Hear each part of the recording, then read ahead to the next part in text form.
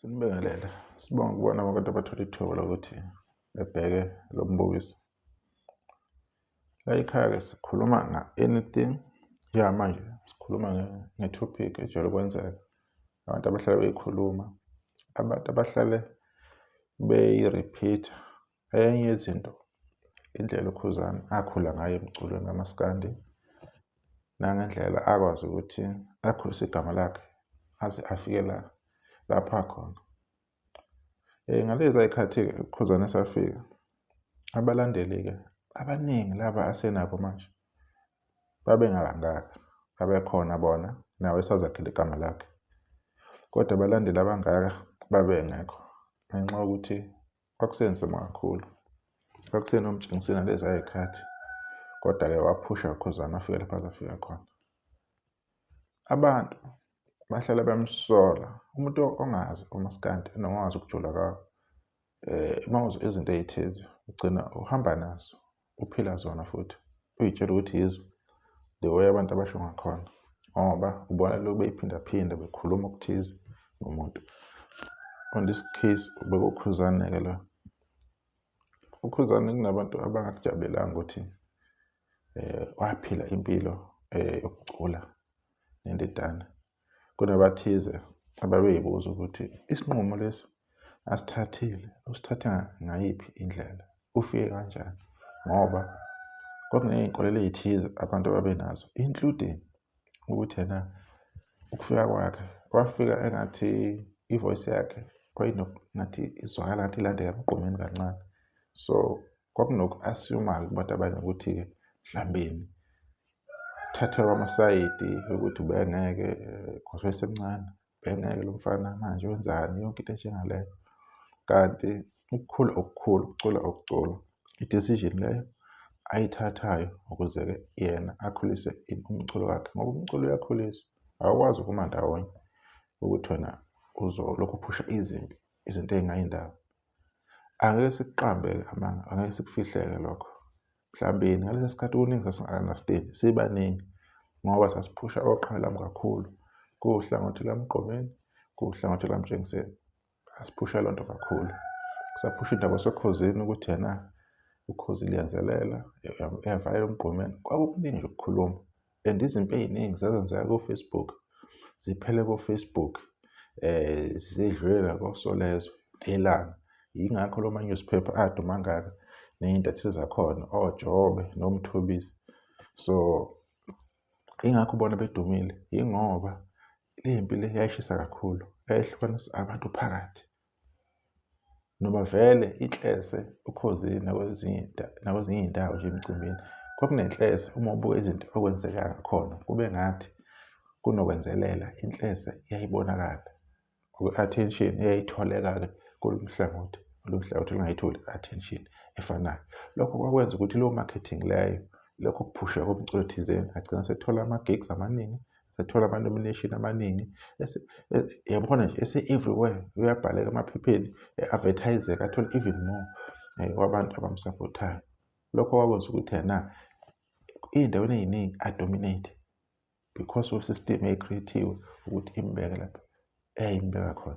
So kwathi makudlula-ke ibhola kade emhlabeni, uKhuzani ezama-ke ukuthi yena akhulise umsebenzi wakhe, ecula-ke nale nsizwa, kwaba nokukhulu ukuvunguzela.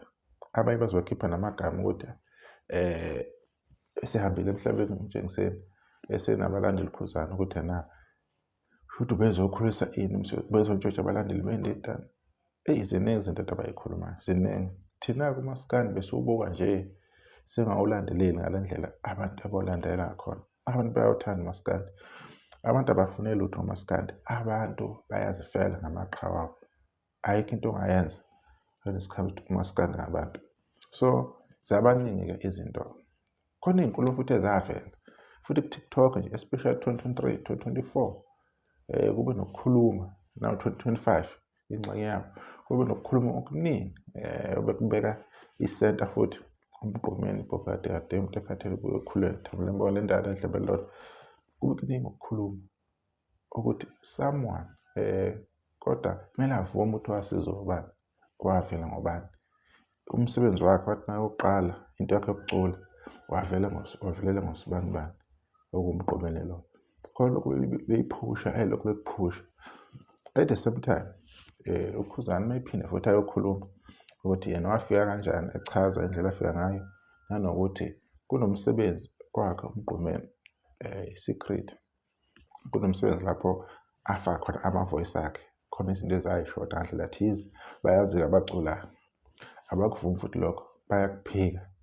Abanye bathi asiwezwa, you understand? So kwakuba kuningi-ke. Uphinde futhi-ke uyibuze ukuthi yena bayavuma abavuma. Uma engasho lutho uKhuzani waye engasho ukuthi waqhamba ngegama ngabani. Uma evuma acknowledge hhayi into engekho leyo, thina sikuboni konke lokho. So kube kuningi manje kumbuzo ogcina kumuntu o-neutral uthi uyabuka nje akalazi udaba oluphelele ukuthi kahle kahle uKhuzani wabhenefitha, kwamsiza, kwalikhuphula iprofile lakhe or kwenzakalani. They don't know, they are not sure ngoba umuntu ukhuluma lokho kumvumelayo ngaleso sikhathi leso. But iqiniso ukuthi-ke waba senhlahleni enkulu uKhuzani ukuthi azithole ekuleso simo leso. Uma kwenzeke into abe lapho ngaleso sikhathi leso, kwaba yinto eyaba yinhle neyambhenefithisa ngendlela thize ukuthi iprofile yakhe ingathathi isikhathi eside ilokhu iyale. Noma-ke ashishiliza-ke uKhuzani emculweni because afuqama amanga okwashishiliza iminyaka, kodwa igama lakhe bese livele laziwa kubantu bese bemazi abantu ngandlela thize. Kungenzeka-ke in terms of ama-finance, in terms of ukuphumelela, kwakha into enjengamakhaya, into enjengemoto, maybe kuthatha isikhathi eside, but yena igama lakhe bese likhona kubantu belazi, bemazi emcimbini, ephefoma imicimbi emikhulu, baku-Chorus Fountain, zonke izinto lezo bebezazi. Manje umbuzo ukuthi-ke, so uma uKhuzani kwenzeka into yena azithole elapho ebese eyazuza ngandlela thize, so umsolelani, why umblame ukuthi yena waba nelakho ukuthi uma kuba ne-opportunity ayithathe izandla zombili. Yiwona umbuzo okumele uyibuze-ke loyo, ukuthi abantu-ke kunabantu abathize ababacabangayo, ababafuna emqondweni wabo ukuthi into ethize bazi ukuthi ifanele bani, akumelanga ize kubani, kumele ithole ubani. Iy'nkinga esinazo lezo, iy'nkinga ehlele siy'bona usuku nosuku zenzeka, futhi iy'nkinga engasoze zaphela ezisazokwenzeka esikhathini esizayo. So lowo mlando loyo into esohamba sikhulume ngayo, into esohamba sihambe sithi ukuyivisitha futhi again, time and time again, because abantu abafuni ukudlula kuyo, abantu abafuni ukuyi-acknowledge full time. By-acknowledge after isikhathi ngoba nakho umuntu ese-under pressure or something or engasenayo into azoyisho, nanokuthi usuyifuna ukugcona nokugcwaneka ukuthi yena mhlawumbe umculo thizeni kulokhu okuKhuzani akafuni abonakale kahle, akafuni kuzwakala ukuthi wenze into enhle, shuthi akamvuleli uKhuzani into enhle. Lowo mlando lo wamsebenzela uKhuzani is for the past 15 years wadlala enkulu indima. Sekwenzeka lokho, sekunabanye abaculi manje abadumile, bahamba iy'ndawo, baya-achieve, baya-trenda each and everywhere. Kwenzakala izinto lezo abantu kumele bazi ukuthi ena ziyenzeka, sekwadlula kuzo. Kodwa kwabanye kohlala kuyisilondo ukuthi kwenzeka kanjani ukuthi kugcine kube lo uKhuzani, kube idlamulenze ukuthi kube uyena oba ne-chance yokuthi azithole ethinteke amagameni amaqhawe ayemakhulu kangaka esizweni sikaMaskandi.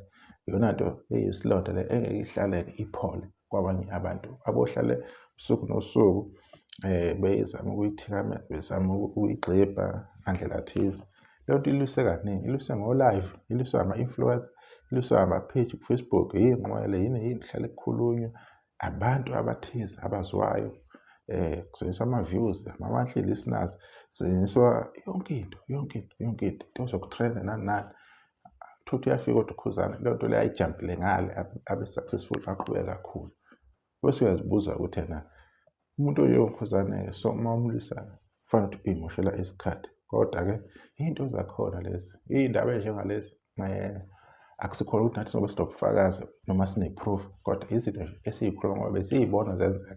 Kwesinye isikhathi besiy'bukela kude kuwukuthi ngoba ikhuluma asikuthandi. Mhlawumbe kube sasinayo i-chance yokukhuluma ngesikhathi leso, maybe sasiyokuveza, kube sasazi uba sebekhona o-YouTube, sasiyokhuluma sikuveze ukuthi into ethize niyayibona ukuthi kwenzakalani, kwenzeka kanje, uyabo. Kodwa-ke sithembe ukuthi noma izinto ey'khulunywa zivezwa endimeni ngandlela thize, kuyoba khona ukubekezelelana kubantu nanenkonzo yokuthobeka ukuthi uma kukhulunywa ngezinto kusuke kukhulunywa ngoba kwesinye isikhathi sifuna sikhulisane ngolwazi, sifuna ukuthi sivezelane ukuthi into ukuthi nokuthi yenza kanje kanje kanje.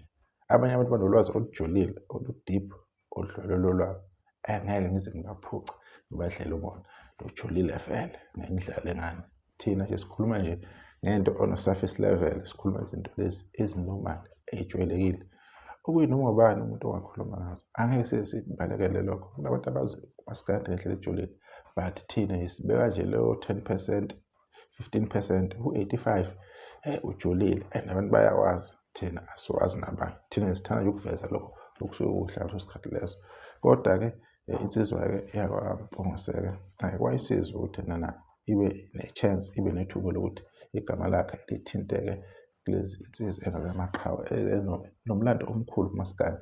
Umlando wabo usayikhulumele namanje. Emgqomeni kuyaziwa i-impact amadodana akhe nawo, ama-group abantu ayesebenza nawo, they are still working, basadumile and basazoduma isikhathi eside. Sibonge nje ividiyo soyibamba lapho, bengesikhona nje ukuqanda, ukuxoxa nje nabantu, siveza nje iy'ndaba ezimbalwa. Ngibonga nisebahle.